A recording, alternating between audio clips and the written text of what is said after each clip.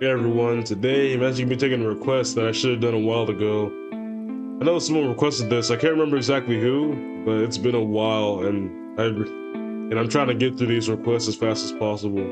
So yeah, today I'm gonna be checking out 4 missing person horror animated.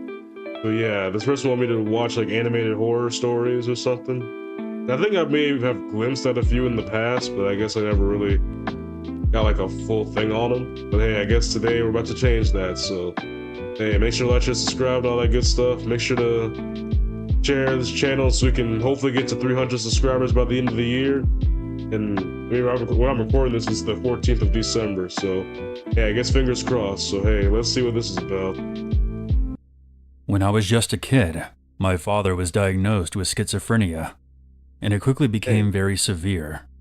He started thinking the FBI was after him, becoming incredibly paranoid, and he even got into legal trouble for abusing 911. Good God, look at his From what my eyes. mom told me, he started becoming friends with a variety of very sketchy people that included other mentally ill people, drunks, drug addicts, prostitutes, and homeless people. One day, he didn't come home That's a from list. work. This was before cell phones were popular. When my mom called his job, they said that he had left on time, and everything seemed normal. She called our family members and some of his real friends from before he had gotten sick. Nobody knew anything or had seen him. When he didn't show up at the house by bedtime, my mother called the police and explained to them that my dad left without any Are of these his real or are belongings, these just like made except up? for his wallet and his car, and nobody knew where he was. They eventually agreed to file a missing persons report.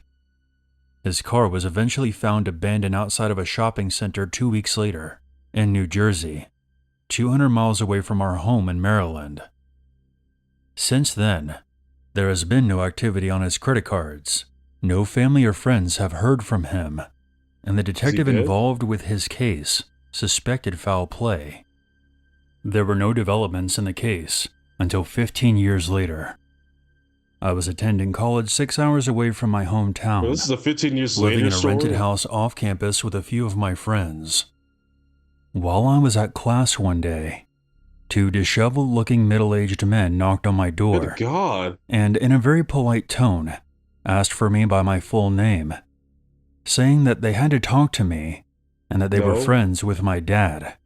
Please My no. roommate said they seemed friendly enough at first, and he started asking them normal questions, like who they were, if they wanted to leave a message for me, and how could I get in touch with them when I got back. They gave very dodgy Bro, I ain't trusting humans that look like walkers when they first got bit, if that makes sense. Like, look at these dudes, man. They look like walkers from The Walking Dead after they first turned into zombies. Like, I don't trust people that look like this. responses, 'Cause almost they'll as if get they you. were trying to avoid giving They away who bite they you. really were, and would follow up with more questions about me, like where I currently was, could they get my cell phone number, and was the No. car in the driveway with the No. Maryland plates mine. No. My roommate told me he started to get bad vibes from them, and said that Yeah, he was no one. calling the police. Because normal people don't ask you your phone number, where you live, and your car plate. Like, people don't ask that question unless they're trying to get you. And slammed the door on them. They immediately fled. As you should. My roommate worked with a sketch artist affiliated with the detective on my dad's case. Nobody recognizes who they are, and we never saw or heard from them again. That happened 8 years ago. It has been 23 years total since my father disappeared, and we Lord. still have no answers. At that point, just say he went for the milk. Good God, 23 years? That's crazy.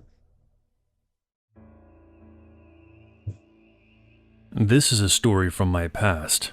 It happened about 32 years ago, in East Texas. My mom and dad divorced when I was 16 years old. My brothers and I lived with my mom.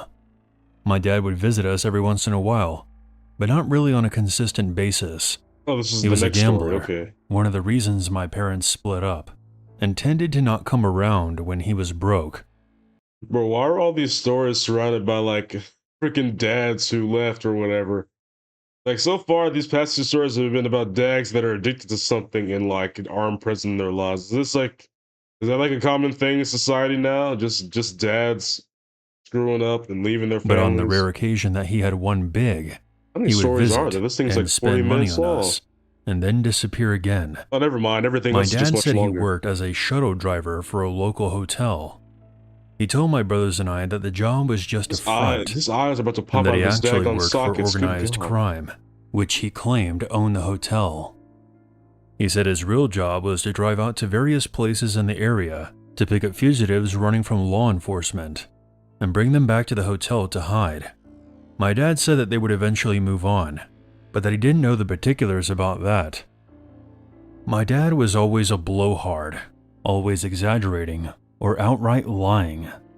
So my brothers and I thought he was completely full of shit and didn't think much Doesn't about look his like an anime claims character. until something strange happened, and my dad disappeared. It was 1988. I was 22 years old and a college student still living at home.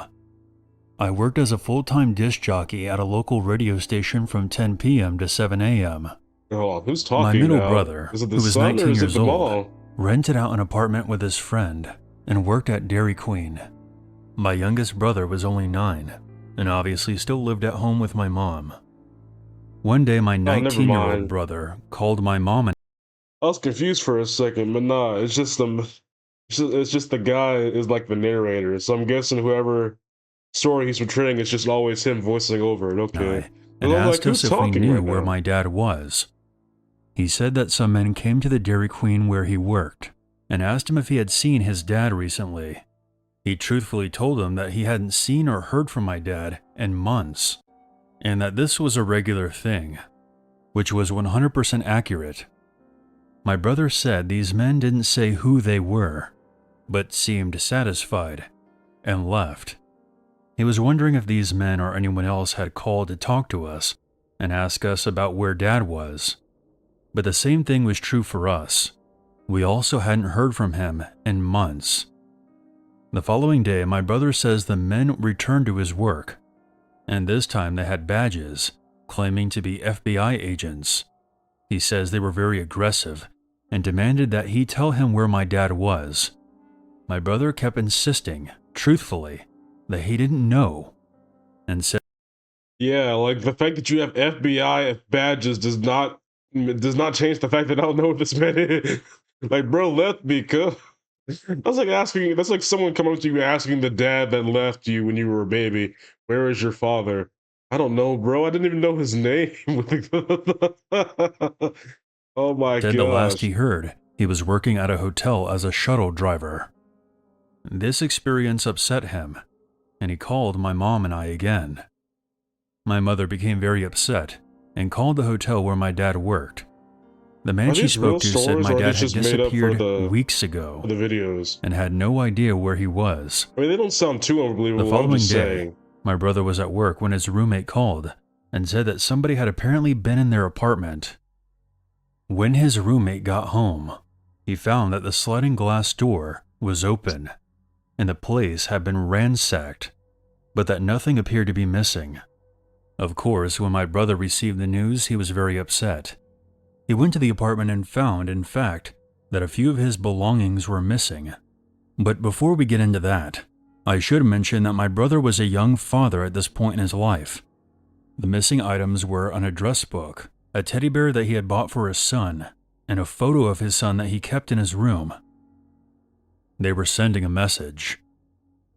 Now we were all beside ourselves with anger, fear, and paranoia. We went to the local FBI office to complain and tell them once and for all, I go my to brother somebody, like, did good not lord. know where my dad was.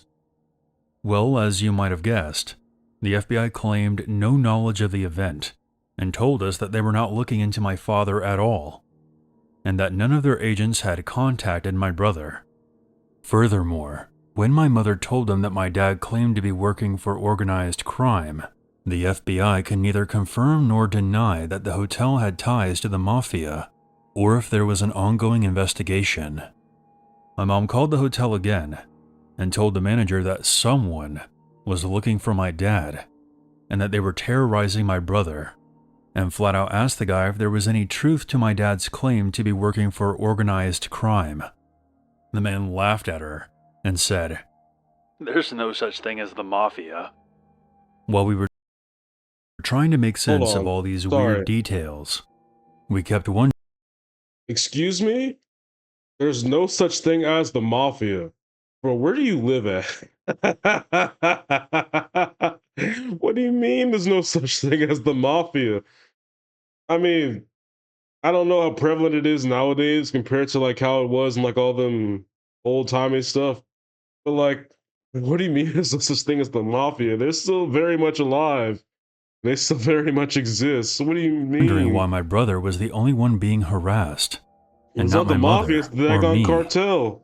That's when I was reminded of a strange event that happened to me about 2 or 3 weeks prior. Because I work overnight, I was often wide awake in the middle of the night on my days off, with nothing to do. One night, I went to the local cable TV company where my friend worked as a computer systems operator, just to hang out with him for a few hours and make small talk. It was around 3:30 a.m. He had a big computer repair project that he had to do that night, so it was time for me to head back. As soon as I Walking pulled down out this from this hallway company's forever, parking good lot, God. a car was immediately behind me, tailgating me. I mean, they were on me so quickly, it scared Has that ever happened to anybody? Like you're driving at night and there's like no one else around you. Then like one car is just comes out of nowhere behind you. And it was legitimately just someone that was entering the road, but you felt like they were specifically targeting you. I don't know why. That's how I felt a few times, even though I know realistically speaking, that person has no idea who I am and they're just driving down the road. The ones that get me are the ones that enter into the daggone driveway too fast. Because that's when it really scares me. It's like, why are you entering the road that fast behind me? Like, it's almost like a jump scare, if that makes sense. Like, it's less threatening if you, like, slowly merge into the road, then continue on pushing. But nah, you turn that thing within point 0.1 seconds, and now you're behind me. That's when I start to think that you're about to get me. the crap out of me. The car seemed to just appear out of nowhere. He also had his high beams on, making it hard for me to see. I couldn't make out anything about the vehicle. I couldn't see inside to tell how many people were in the car, what they looked like. Nothing. I changed lanes to let the tailgater pass, but the car stays behind me. I move again, and they move again. They were still tailgating me. I stopped at the intersection and got in the left turning lane with my signal on, and again the car follows behind me. Since there was Dang, no you other messed traffic up. around, the light changed. I zoomed across the intersection into the far right lane, trying to lose them, but they stayed on me. I cut into a nearby neighborhood trying to lose them, but they followed me the whole way. I finally managed to get back out to the intersection. I crossed over and went to the 7-Eleven at the corner. I jumped out and ran inside, yelling at the clerk that there was someone following me and that my life was in danger. Dang, is As he I thinking did, crazy? I saw the car that was pursuing me cutting through the parking lot of the gas station, and for the first time I could see the car. I couldn't tell the make or model, but it was a tan-colored 4-door car, and there were 2 men inside. After passing by the storefront, they drove off. The clerk just blew me off and said that I was exaggerating, that it was Dang, I probably knew just it. kids messing around. I eventually left, but I was still freaked out.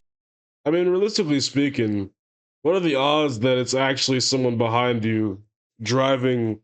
It's like my rant earlier. Like they could, for all intents and purposes, they could just be people that just so happen to be driving the exact same direction you do, which does happen. Like it really does. Like people really do just be follow. It feels like they really are following you, but they legitimately just are going in the same direction as you, which does, not gonna lie, it kind of irks me a little bit because I definitely have experienced this where like someone is like following me for what feels like forever until they finally break off. And I've done it before because I legitimately just was going in the same direction as this other person. So I try not to feel that way. And I didn't want to go Maybe straight home. hiccups. afraid that they may follow me. And after what just happened, I didn't want them knowing where I lived, so I instead drove to my workplace. I knew that the disc jockey on air that night would be my friend Paula, so I decided to go visit her while she was on air. Perhaps we could make a segment out of it. I told her what happened, and I hung out for about 2 hours. She also felt that it was probably just a prank, and that helped calm me down. It had been over 2 hours since the first incident, and I was now heading back home. As I was coming down the street toward my apartment building, People come up I behind see you out of that nowhere. same damn car Dang it. pulling out of my parking lot. As it They passed were me, waiting? they flashed their high beams on. It had to be them. I panicked and rushed inside and called Paula at the radio station and relayed to her what had just Paula. happened. Oh my God, they were waiting for you at your Oh, her apartment? name. You Never have to mind. call I the thought she was talking police about right the away. police, but she just said it wrong. My mind was racing as to how they could possibly know where I lived, why they would wait there for Lock the 2 door and grab hours, the kitchen knife. and then when they finally saw me, they just Or a gun if you have it, I don't flashed know. their lights, and that's it? None of this made any sense to me. Remembering that event, and putting it together with my brother's FBI visit, and the apartment break-in, it seemed obvious it was trying to all stare tied into your together. soul. I hadn't thought about It it looked before, like they're trying to possess you. but now I remembered. The car that I was driving used to belong to my father. He had given it to me about 2 months before this happened, Oh, when he had okay, this gotten a makes new perfect one. sense. So if someone had been looking for my dad, they could have thought that I was him, and when they saw me coming home, they realized that I wasn't him and just left. But who was messing with us? And Even when why? Pop's not there, Where he's the hell still was my messing stuff dad? up. Daggone. My mom, my brother, and I went to the police station to file a missing persons report, Okay, and we spoke to a very nice detective. About 5 days later, we get a phone call from him. It turns out that my dad disappeared because he owed over $50,000 in gambling debts. The detective did 50K is confirm crazy. that he did work for some unsavory Nothing characters, too crazy, but still, 50K but they weren't is exactly insane. organized crime per se.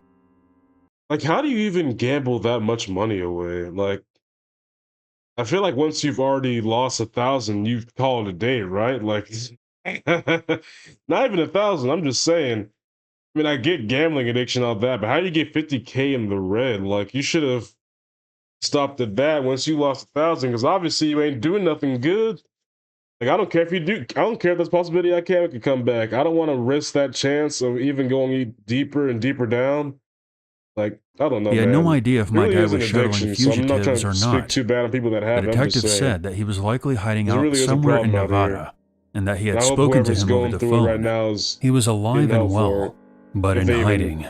have it We or know then somebody asked who with the it. hell were these men bothering my brother and I.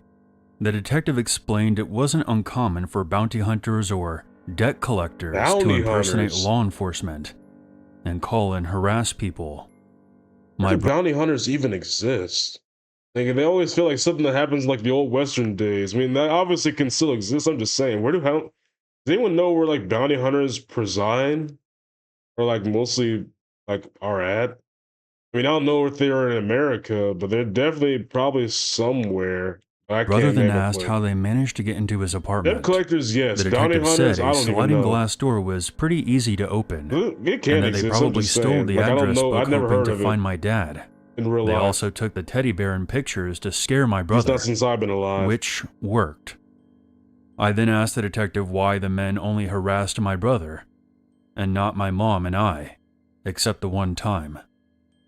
It was then revealed that my dad had used my brother as a reference on his job application at the hotel and put down my brother's address and phone number as his own. The fake FBI agents probably figured he was close to my dad and maintained contact with him. So my dad eventually turned back up in town and acted like Dang it, nothing ever Dad. happened. He never spoke of this incident, and we never brought it back up. Why I is he guess he still ended there? up paying off the money he owed. I don't know the details surrounding that. But yeah, that's my story.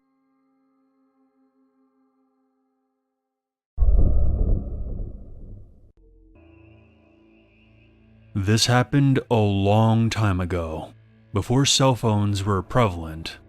I was a mother in my early 30s who had just driven my kids to the pediatrician. The doctor's office was in Macon, Georgia, and was about an hour away, and I was taking the two youngest of my three to our scheduled appointment. At the time, they were Okay, this is ages a new 1 story. and 3. Why does this baby Because have we an adult lived so woman far head? away, their office gave us the last two appointments of the day, Like her baby and I looks was like she wants grateful to for run that. for president. The doctor had just built a new facility off the highway, so the location was quite isolated in every direction. But it was a very nice building compared to his old spot by the hospital. His new building was also pretty far back on the new lot. My black Jeep Cherokee was only one of 4 or 5 cars You in had the to give lot out when the we whole arrived. name, huh? I parked near the front door, removed To the let kids them from know their what kind car of car you seats, had. and for the next hour or so we waited, then saw the doctor, paid, and we were finally heading back outside. By this point, my Jeep was the only one left in the parking lot. I loaded up the children into the car seats for the long trip home, but as the receptionist locked the front glass doors, my car, for some reason, would not start. Whenever I turned the key, there was just this odd clicking noise. Gathering the children once again, I knocked on the front door until someone allowed us back inside, and I asked to use their phone so I could call a nearby garage for service. I found one in the phone book. Remember those? The attendant Okay, I this must be spoke an to on old the phone story. said that he would be there, but that it might take a while. I told him my location and left to get back into the Jeep, rolled down the windows, and loaded the kids back into their car seats once more, and we waited. We watched as all the lights were turned out in the building, and everyone left, their cars departing one by one from the employee parking lot behind the building, leaving us completely alone. I spent a lot of the time trying to tend to the children, digging through our car for snacks and a bottle, and making sure they weren't getting too hot. Although the service station attendant said that he was probably going to be a while, I was surprised when I saw a truck pull into the empty lot, and pretty soon, a man stepped out. He smiled and nodded, and said that he was going to raise the hood. He was a middle-aged As this is how they make their antagonists, these dudes that look like crackheads or something. Like, look at this man's eyes. They always just look like they're trying to. Like, it looks like if you look at them, you'll instantly just, like, get possessed by something. Like, that's the kind of eyes that they have. man, a bit scruffy looking. They're But all on honestly, perk most of the 30s, folks like, I good know who God. work on cars often look like that, especially at the end of the day. I was just grateful that he was here working on the car. I sat down again in the driver's seat with the door open, waiting for him to tell me to try the engine. But he seemed to be taking a long time checking all the connections. I wanted him to just grab his jumper cables or something, but he never did. Wouldn't that be the Without first getting thing out of you the try? car, I asked him what was Man, I know wrong. the story's about to go He south, but still, responded, like, that should be the first answer. "Oh, it's just a loose wire. It's not the battery." And continued with whatever he was doing. I couldn't see his face at all from where I was sitting, but his hands were slightly visible through that long horizontal slit between the windshield and the raised hood. More than once, he said that it was just a loose wire. "Can you just come up here real quick and I'll show you which one, so that this never happens again?" I remember kind of smiling and shaking my head, saying that there was no reason to show me anything, as I know nothing about cars. I politely thanked him and stayed in the driver's seat. Again, that's just probably the waiting for better the thing. inevitable signal to try to start the ignition. Surely that was coming any moment. Yeah, that would suck back then, because right now you could use your phone and call, like, and find, like, a reputable source or whatever. Because right now it's really just you in this car in front of you and your kids in the back. So you have to make sure, first off, the kids are okay. Second off, that this, like, and you can't go anywhere either. So that's the other scary part of this. Like you really got, like, if you go out this car and he somehow does something to you, then it's a wrap, because you can't call no authorities, because you obviously don't have a phone because you have to go inside the building to get a reference book. So I'm assuming this takes place before the phones came out. So, dang, that would suck. At one point, I remember thinking that he was definitely flirting with me as he spoke. I was trying above all to be polite and kind, as I thought he was trying to help us, but we were hot and tired and miserable. And truthfully, I was distracted with the kids. He was beginning to sound a bit frustrated with me because I wouldn't get out and look at the engine. I remember thinking that I certainly didn't want to make him mad, to where he left us all alone, with the sun sinking so quickly. And then, the strangest thing happened.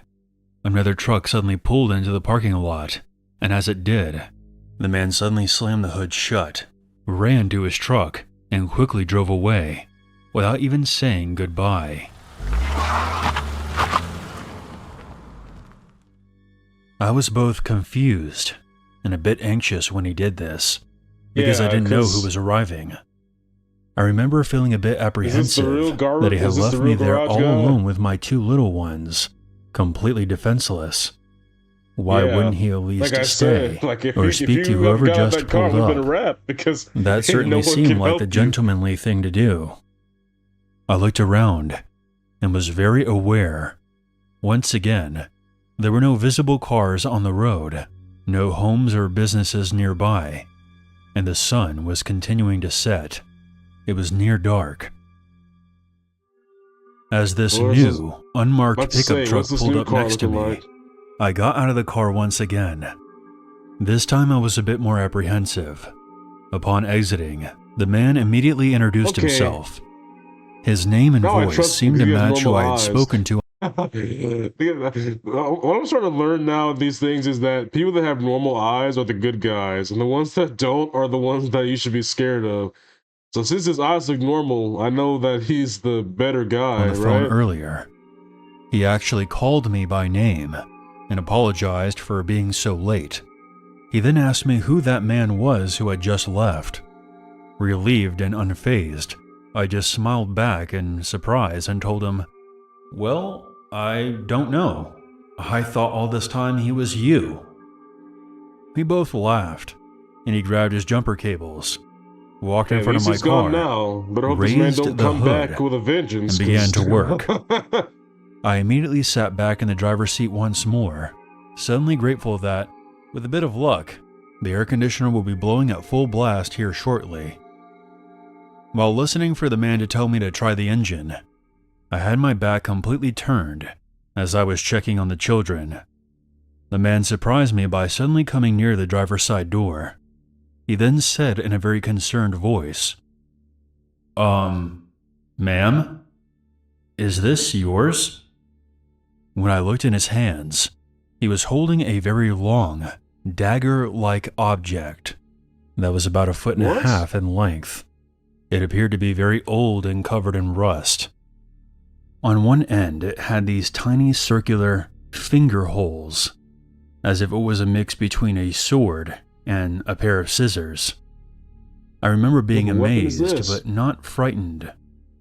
I asked where he had found it. "It was under your hood." I just said, matter-of-factly, that I had never seen it before. He continued to stand there and stare at it. He looked oddly pale, as if he couldn't find the words to say, and just continued staring at the unusual object. Honestly, all I cared about was getting the Jeep started. Nothing else mattered. He didn't say anything else. He just set it on the curb, started his truck, and then signaled for me to start the Jeep. When the engine eventually started back up, my 3-year-old cheered. I quickly turned the AC on at full blast, rolled up all the windows, and aimed the air vents toward the back seat, and reached for my purse to pay. I got out of the car, took a few steps toward him so that he could tell me what I owed. He came back around to my driver's side, but instead of handing me the bill, he walked right past me and picked up that strange object again. "Ma'am, I want you to look at these one more time."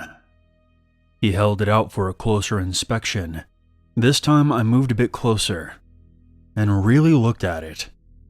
In his hands, the item still appeared incredibly large, possessing an almost bayonet quality, except for the small loopholes at the end. I had never seen anything like it, and I told him so.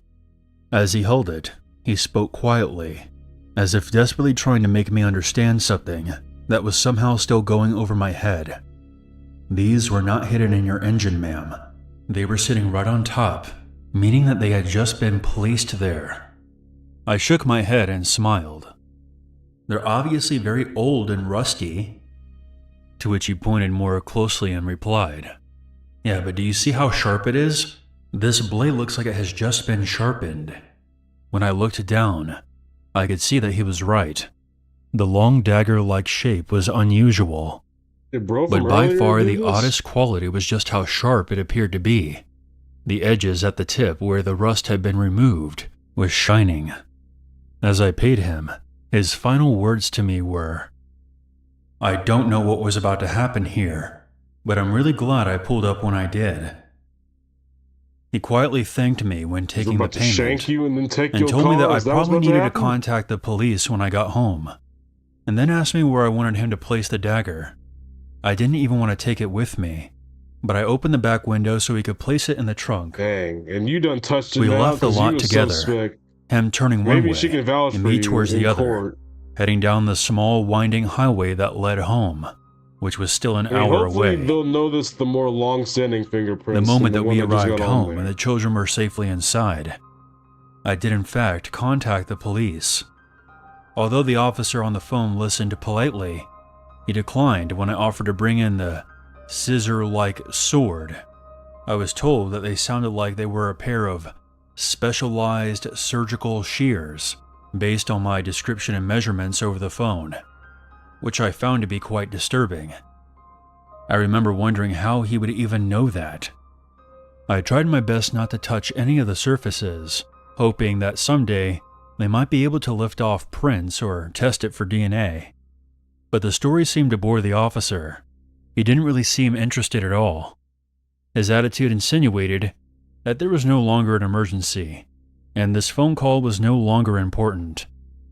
At the very end of the call, as if to spice things up a bit, he did suggest that it sounded as if I was very lucky, and that I might want to hold on to the shears for a couple of days, just in case someone from his office got back to me later. I wrapped it carefully in newspaper and placed it in a brick storage unit behind our house. There they remained for several years, untouched, until we finally moved out. Not wanting to bring them across several states, I reluctantly threw them in the garbage. If you look through the old news reports, several women had gone missing all over the state of Georgia. Some bodies were eventually found, but others remain missing to this very day. I have often wondered what would have happened if that service attendant hadn't arrived when he did. If my children would still have a mother. If I would still have my son and daughter. Yeah, and from the looks if I would have missed all these years with them. So they really wouldn't have I guess I'll never know. But I learned something very important about myself that day. I had always felt that I was pretty aware of my surroundings, pretty good at reading people, and staying safe. But because I was so exhausted, and tired, and hot, and stranded in a different city, my common sense and intelligence simply left me for a while, and wasn't working at that time. It will do that, to be fair. Many of my friends and family believe that our car trouble and my lack of awareness that day could have easily cost us our lives.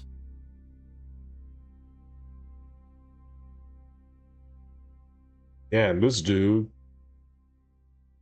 In the summer of 2006, two groups of tourists took the now-closed hiking trail at Mount Robson in British Columbia. What resulted was one of the strangest cases of missing persons in the province's history. As the son of one of the hikers who went up that day, I've naturally wanted to find out exactly what happened. Long after the investigation closed, I continued to search for answers. This is what I discovered, based on eyewitness testimony, police records, and meteorological data. The day started off a little chilly for that time of They use year, AI to do the but voice not acting. cold It's enough just to an be actual considered guy. dangerous. They The really tour could guide use separated both. the hikers into two groups: Group A, the fast group, and Group B, the leisurely group, which was a diplomatic way of saying that they were slow. Huh. My mother, an avid hiker, was put into Group A. There was supposedly a running gag between the guides that whoever reached the summit last had to wear these embarrassing neon green socks on their next excursion. Wait, But what? to make things fair, would also get to lead the faster group next time. At least that's how they explained the very unfashionable socks worn by the leader of Group A that day. Both groups were estimated to reach the I feel like I could summit go by camping, to be noon, honest. with Group A scheduled to arrive about an hour ahead of Group B. Each group had a pair of walkie-talkies for safety reasons. The hike itself was supposed to be fairly safe, taking the scenic route on You go to a multiple camp, occasions but to not avoid camping. potential Does that make danger sense? spots. There was only one way up, and only one way down. Group A quickly took to the trail, while Group B lagged behind.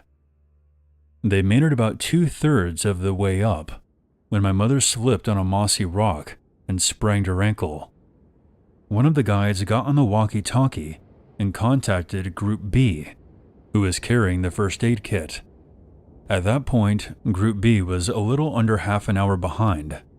Not wanting to ruin their reputation of being the fastest, Group A insisted on going ahead without my mom. They left her by the trail with one of the guides and a spare walkie-talkie, then resumed their hike.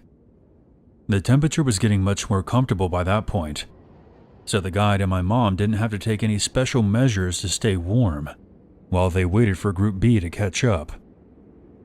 For the next half hour, everyone stayed in contact using their walkie-talkies, and everything seemed fine.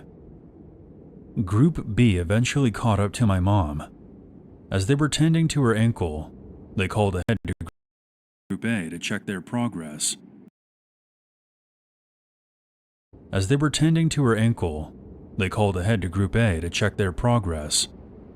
At that point in time, they had almost reached the summit. Once she was all patched up, my mom could have chosen to turn around and go back down the mountain with her guide. However, she chose to keep going with the slower group. I guess she really wanted to see the summit. Bro, looks like a dude. This is where things get weird. At What? approximately 10:55 a.m., a sudden increase in temperature and atmospheric pressure was reported. Based on the meteorological data, there was a spike of approximately 15 degrees Celsius that dissipated by the time the devices conducted their next check. This is just an educated guess, A freaking but that Mac means it computer. lasted somewhere between 3 to 5 minutes. Now, to be fair, Environment Canada's meteorological services deem this spike to be a glitch, but many people in the surrounding area did in fact report feeling a sudden, but temporary, wave of heat around the same time. What followed was a low atmospheric rumble that sounded similar to thunder, and that it seemed to vibrate through the Lightning sky, and the thunder. but with a softer, Sorry, less fluctuating tone. There were no storm I've been clouds at very the time, unserious during these and no horror planes stories. were That's just how I reported in the compensate area. for what's going Despite on. this, Group B continued up the mountain, with my mom in tow. When they reached the summit, they found themselves alone. They could see Group A's tracks all the way up to the summit, but they ended there. There were no tracks going down, and no signs of anyone going over the edge. There were no signs of them anywhere. It was assumed that their Sorry, it's just my walkie-talkie had earbud run out case. of battery, and since my mother and the guide had been left with their only spare, they were unable to reply. Investigators assumed that they had gotten lost in the woods and never made it to the summit at all, and that all the tracks that were found were from Group B. Whatever the case, 15 hikers went missing that day and were never found. I often ask That's why my I don't mom to go tell me hiking. her side of the story, to clue me in on any details I may have missed, or things that hadn't been reported. But she refuses to talk about it.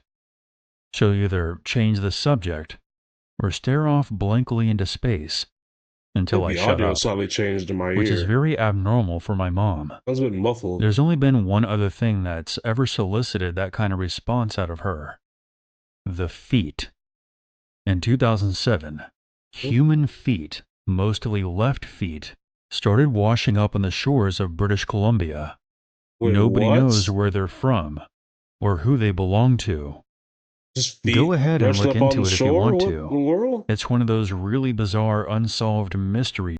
And he said feet, plural. What the heck is happening? What's going on in Colombia, man? You What they rarely got? hear What they about. doing? When my mom heard about them, she became as silent as a grave. You wouldn't think these Silent feet as a would be related grave. to the story in Okay, any that's a new way. one. Mount Robson is on the east side of British Columbia, far inland, bordering Alberta. You wouldn't think there would be any kind of connection, but you also wouldn't think that many people wear high-end hiking boots with bright neon green socks.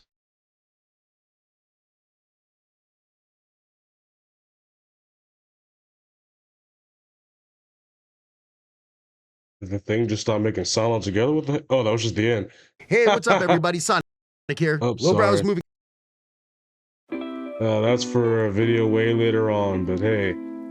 Those were interesting. I can see why I was requested to watch them. I know I was very unserious during most of the stories, but I know there was moments where I just stared at the screen because I was genuinely interested in what was going on. But anyway, I guess that was the video for today. Make sure to like, share, subscribe, and all that good stuff. And I'll catch y'all the next one. And God bless.